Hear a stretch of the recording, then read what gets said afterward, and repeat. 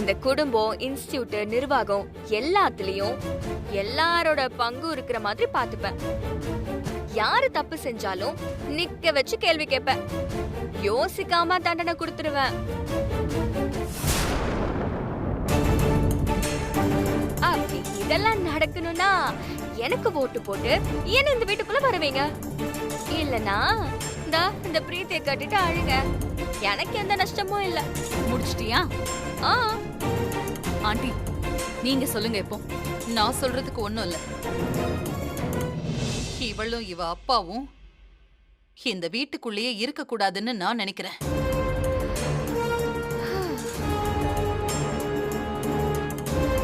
அதுக்கான காரணம் உங்க எல்லாருக்கும் நல்லாவே தெரியும். அவங்க பக்கம் யார் இருந்தாலும் அவங்களுக்கும் எனக்குமான உறவு முடிஞ்சு போனதா அர்த்தம். என் பக்கம் இருக்கிறவங்களுக்கு மட்டும்தான் என்னோட ஆஸ்தி, அந்தஸ்து எல்லாம். என்கிட்ட இருக்கிற இன்ஸ்டிடியூஷன்ஸோட மொத்த பொறுப்பையும் என்ன நம்புறவங்களுக்கு மட்டும்தான் நான் பிரிச்சு கொடுக்க போறேன். இந்த குடும்பம் நிம்மதியா இருக்கணும்னா இவ இந்த வீட்டுக்குள்ள வரக்கூடாது. அதுக்கு என் பக்கம் எல்லாரும் ஓட்டு போடுங்க. என்னத்த ஏதாவது பெருசா சொல்லுவீங்கன்னு யோசிச்சு பார்த்தா இவ்வளவு ஈஸியா முடிச்சிட்டீங்களே. பாப்போம்.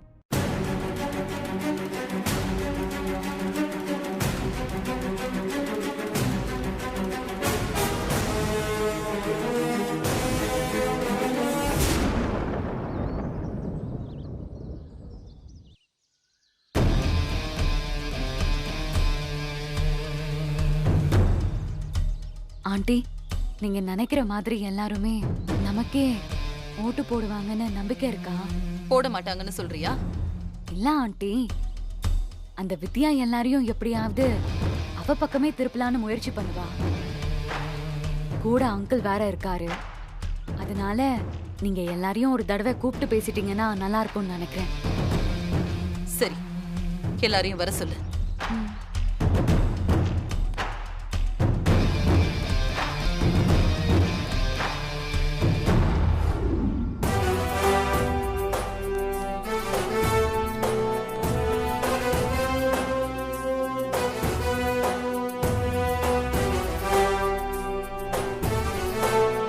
உங்க மேல எனக்கு நம்பிக்கை இருக்கு.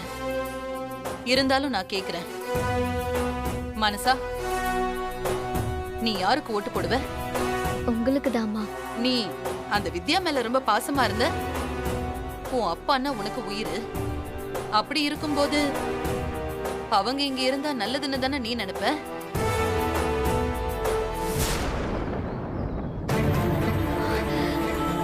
நான் அப்படி இருந்தது உண்மைதாமா. ஆனா நான் இப்போ அப்படி இல்லம்மா.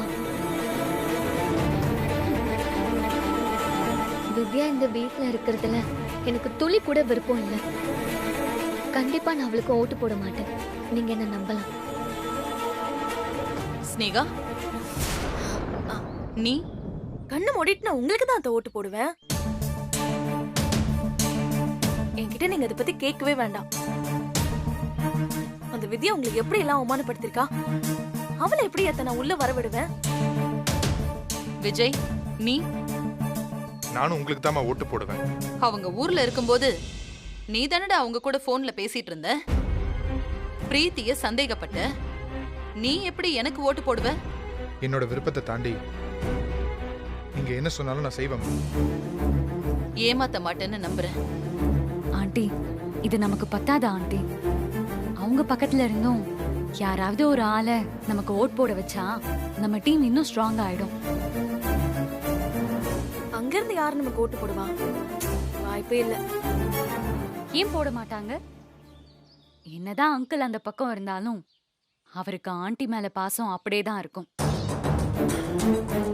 அவர் மனசு வச்சா நமக்கு ஓட்டு போடலாமே. நீங்க பேசி பாருங்க ஆண்டி. அவரை மட்டும் நீங்க இந்த பக்கம் கொண்டு வந்துட்டா அதுக்கப்புறம் அந்த வித்யாவால ஒண்ணுமே பண்ண முடியாது. விஜய், உங்க அப்பாவை கூப்பிடு. சரிம்மா. சரி, நீங்க எல்லாரும் போங்க.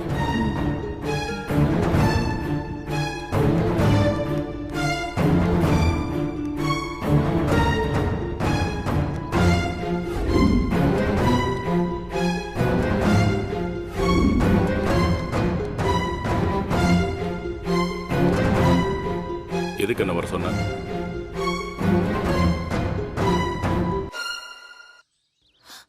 உங்ககிட்ட பேசணும். சொல்லு. உங்களுக்கு என்ன தலையெழுதா? இங்க ராஜா மாதிரி வாழ்ந்துட்டு அங்க கிராமத்துல போய் கஷ்டப்பட்டுட்டு இருக்கீங்க. நம்ம குடும்பமே அழியணும்னு நினைச்சு அந்த மாணிக்கம் கூட சுத்திட்டு இருக்கீங்க. நான் உங்க வைஃபுங்க. அவங்க 2 பேரும் சேர்ந்து என்ன அசிங்கப்படுத்துறாங்க. அவங்க கூட நீங்க கை கோத்துட்டு நிக்கிறீங்க. யாராவது பொண்டாட்டி அவமானப்படுறத கை கட்டி வேடிக்கை பாப்பாங்களா? ஏங்க ஏங்க நீங்க இப்படி இருக்கீங்க? என்ன நீங்க எப்பதான் புரிஞ்சுக்க போறீங்களோ? நீதான் என்ன புரிஞ்சுக்கவே மாட்டேங்கிற. தயவு செஞ்சு நான் சொல்றதை கேளுங்க. நீங்க என் பக்கம் வந்துருங்க. எனக்கு ஓட்டு போடுங்க. அந்த வித்யாவும் மாணிக்கமும் இந்த வீட்டுக்குள்ளேயே வரக்கூடாது. நாம வாழ்ந்த வாழ்க்கை உண்மைன்னா இதை செய்யுங்க. சரிம்மா, நான் உனக்கே ஓட்டு போடுறேன். வித்யா இந்த வீட்டுக்குள்ள வரவே வேண்டாம். அதுக்கு நீ எனக்கு ஒரு காரியம் பண்ணணும். என்னன்னு சொல்லுங்க. அந்த பிரீத்தி இனிமே இந்த வீட்லயே இருக்கக்கூடாது. அவளை இப்பவே இங்கிருந்து துரத்திடு. நான் சொல்றத செஞ்சா நீ சொல்றத நான் கேட்கிறேன். சஞ்சயும் வித்யாவும் வேற எங்கேயாவது போய் வாழ்ந்துகிட்டோம். நான் உன் கூட நம்ம வீட்லயே இருக்கேன். முடியாது. அப்போ எனக்கும் வேற வழி இல்லை. என்னால உனக்கு ஓட்டு போட முடியாது. என்ன விட உங்களுக்கு உங்க மருமகளும் நண்பனும் பெருசா போயிட்டாங்கல்ல. அவளால எந்த கெட்டதும் இந்த குடும்பத்துக்கு நடக்கல. ஆனா நீ நம்புற அந்த பிரீத்தியால உன் உயிருக்கே ஆபத்து. அது உனக்கு புரிய மாட்டேங்குது. நீங்க எதுவும் சொல்ல வேண்டாம். அவ எப்படி இந்த எலெக்ஷன்ல ஜெயிக்கிறான்னு நானும் பாக்குறேன்.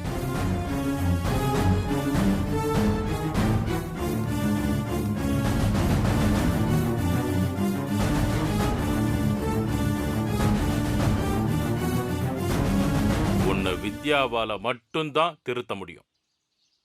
வேற வழியே இல்லை.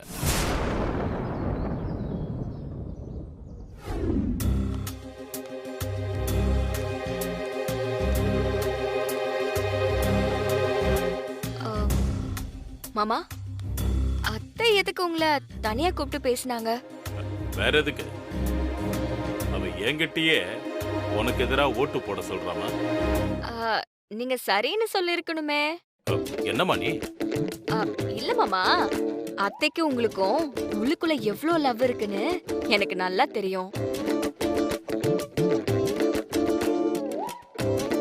அவங்க கேட்டு நீங்க முடியாதுன்னு சொல்லுவீங்களா? நீ வேறம்மா. என்னப்பா வெக்கப்படுறீங்க? விட்டா அவங்களை கூட்டு போட்டுருவீங்க போலங்க. தோணுச்சுரா. இருந்தாலும் உங்க வாழ்க்கையும் அடங்கி இருக்குல்ல. அதான் முடியாதுன்னு சொல்லிட்டு வந்தேன். ஓ அப்படியா? உன் பொண்டாட்டியை காப்பாத்த நாங்க உசுர பணைய வச்சு போராடிட்டு இருப்போம். நீ வலிக்காம உன் பொண்டாட்டிக்கு ஓட்டு போடுவியோ? பாத்தியாமா வித்யா?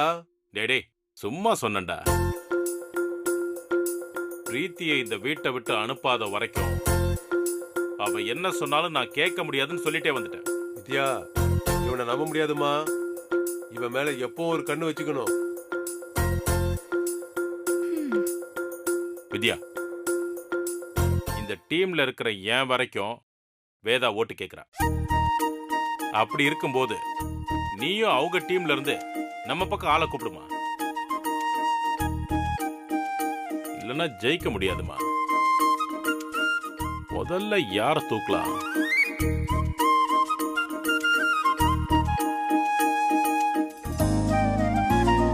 மானசா, முதல்ல அவளை கூப்பிடுவோம். அவகிட்டயே பேசுவோம்.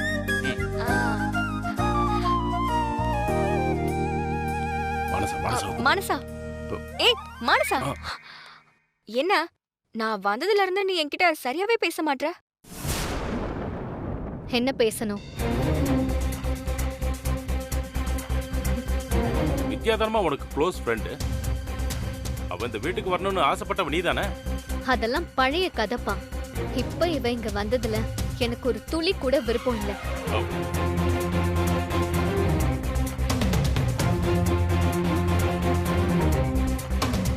ஏ மனசா, ஏன் இப்படி எல்லாம் பேசுற? வேற எப்படி பேசணும்? எனக்கு என் பொண்டாட்டி தான் முக்கியம். அதுக்கப்புறம் தான் அம்மா குடும்பம்லான்னு சொன்னியே. உன்ன மாதிரி நான் சுயநலமா பேசுறேனா? மானசா, பேசுறது நான் தானே டவுட்டா இருக்கா? நானே தான். எப்ப இருந்து மனசா இப்படி மாறின? இப்போதான் கொஞ்ச நாளா. எது சரி எது தப்புன்னு புரிஞ்சுக்கிற பக்குவம் எனக்கு இப்பதான்ப்பா வந்திருக்கு. அப்பா சொல்றத கூட கேட்க மாட்டியாமா? அப்பா நல்லது சொன்னா கேட்டுக்கலாம். இந்த மாதிரி விஷயங்கள் எல்லாம் கேட்க முடியாதுப்பா.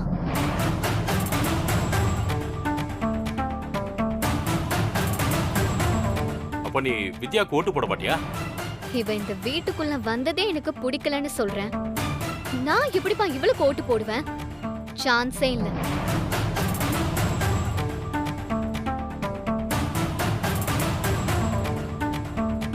உன்னால இந்த சேலஞ்சில ஜெயிக்கவே முடியாது வித்யா. வந்த வழியே திரும்பி போகிறதுக்கு ரெடியா இரு. ஏன் அம்மாவை யாராலையும் ஜெயிக்க முடியாது.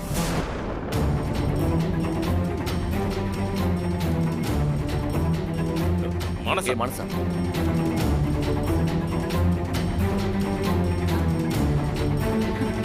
பரவாயில்லையே, நான் பண்ண ட்ரிக்கு இந்த அளவுக்கு ஒர்க் அவுட் ஆகுது. மனசா நான் சொல்றதெல்லாம் செய்யறாளே, செஞ்சுதானே ஆகணும். அவளுக்கு தான் வேற வழியே இல்லையே.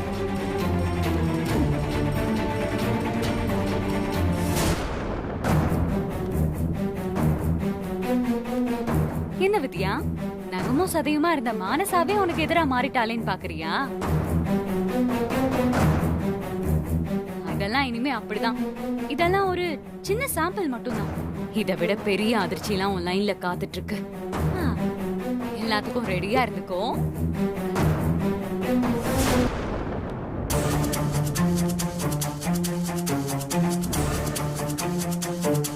அப்பா என்னப்பா நடக்குதுங்க? மனசா எப்படி பிரீத்தி பக்கம் போனா? அதான்டா எனக்கும் புரியல. டேய் விஜய், என்னடா நடக்குது இந்த குடும்பத்துல?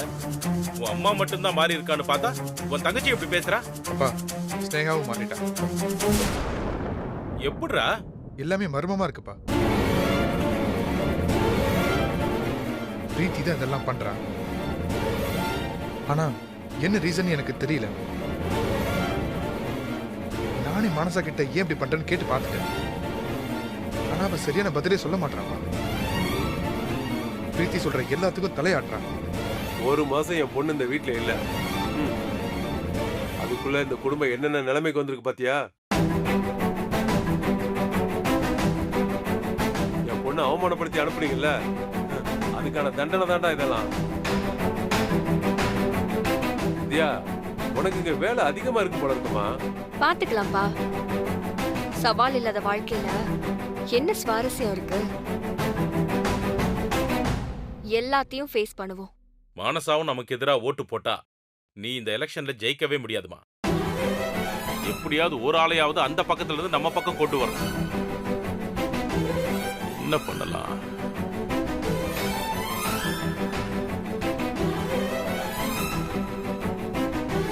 ஏய், இவ எதுக்குடா வேதா ரூமுக்கு போறா?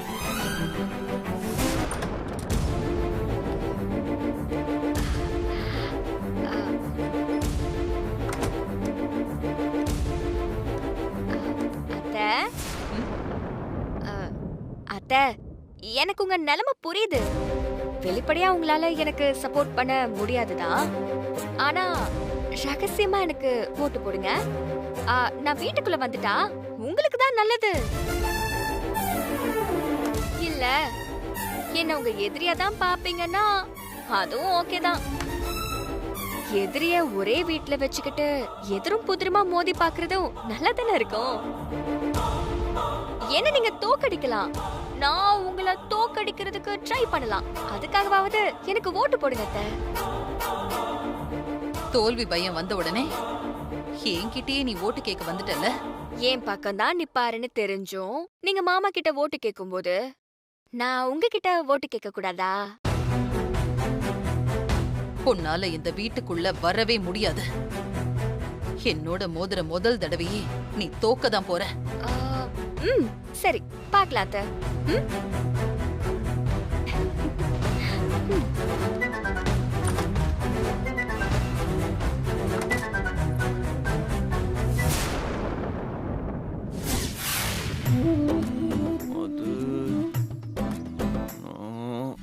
ஓட்டு போடணும், அவங்களும் ஓட்டு போடணும். எப்படி பார்த்தாலும் அடிக்குதே, என்ன பண்றது? இந்த ஓட்டு நமக்கு வருமா, அந்த ஓட்டு நமக்கு வருமா புரியலையே. என்ன மேல பாத்து எண்ணிட்டு இருக்க? அங்க என்ன இருக்கு? அது ஒண்ணும் இல்ல. இப்ப நீ இந்த வீட்டுக்குள்ள வரணும்னா அதுக்கு உனக்கு எத்தனை ஓட்டு உன் பக்கம் இருக்கு, எத்தனை ஓட்டு வேணும்னு நான் எண்ணிக்கிட்டு இருக்கேன். வீட்ல இருக்கிறதே 10 பேரு தான். ஏதோ இந்தியாவுக்கே நடக்கிற எலெக்ஷன் மாதிரி வானத்தை பார்த்து எண்ணிட்டு இருக்கியா? வேற வேலையே இல்லையா? அதை விட எப்படி பார்த்தாலுமே உன் டீம்ல நிறைய டவுட்ஸ் இருக்கு. எல்லாரும் உனக்கு ஓட்டு போடுவாங்களான்னு தெரியலையே. என் கூட இருக்கிறது நீயும் மாமாவும் தான். நீங்க எனக்கு ஓட்டு போட மாட்டீங்களா? கரெக்ட் தான், அப்பா போட்டுருவாரு. ஆனா நான் போடுவேனாங்கிறது கொஞ்சம் டவுட் தான். ஏன்னா லாஸ்ட் மினிட்ல நான் மனசு மாறினாலும் மாறிடுவேன். என்னது மனசு மாறுவியா? சீரியஸா தான் சொல்றேன். இப்போ எலெக்ஷன்ல நிக்கிற கேண்டிடேட் கடைசியா 0 ஓட்டெல்லாம் வாங்கி நீ பார்த்தது இல்லையா? அதாவது அவனே அவனுக்கு ஓட்டு போட்டிருக்க மாட்டான். அந்த மாதிரி இப்ப நானே உனக்கு எதிராக ஓட்டு போட்டுட்டா போட்டு தான் பாரு. அப்படி போடணும்னு எனக்கெல்லாம் ஒன்றும் ஆசை கிடையாது. அது என்னன்னா, நீ உன் வாக்காளரை சரியா ட்ரீட் பண்ண மாட்டேங்கிறிய. அதான் எனக்கு கொஞ்சம் டவுட்டா இருக்கு. என்ன வேணும் உனக்கு? இதையும் நானே சொல்லணுமா? சரி ஓகே விடு, சொல்றேன். இப்போ என்னதான் நம்ம ஒரே டீமா இருந்தாலும் நீ என்கிட்டயும் ஓட்டு கேட்கணும்ல. நீ கேட்கவே இல்லையே. அது எனக்கு கௌரவ குறைச்சல் இல்லையா? கேட்டா தானே எது வந்தாலும் கிடைக்கும். அப்படியா? ஆமா. அப்போ ஓட்டு போட்டுரு. என்ன வா சொல்றேன். என்ன நீ ஏதோ பிச்சைக்காரனுக்கு பிச்சை போடுற மாதிரி ஓட்டு கேட்டு போயிட்டே இருக்க? ஒரு ஓட்டுமா என் பாவம் தெரியுமா உனக்கு? ஒரு ஓட்டுல ஆட்சியே காணாம போயிருக்கு. இப்போ என்ன வேணும் உனக்கு? ஒழுங்கா ஒரு வாக்காளர் கிட்ட ஓட்டு கேட்கிற மாதிரி பணிவா ஓட்டு கேளு. அப்பதான் நல்ல ஓட்டு போட முடியும். வாக்காளர் சார், எஸ், எனக்கு ஓட்டு போடுறீங்களா ப்ளீஸ்? பணிவெல்லாம் ஓகே தான். இருந்தாலும் நான் உனக்கு ஓட்டு போட்டேன்னு வையேன், பதிலுக்கு நீ என்ன கொடுப்ப?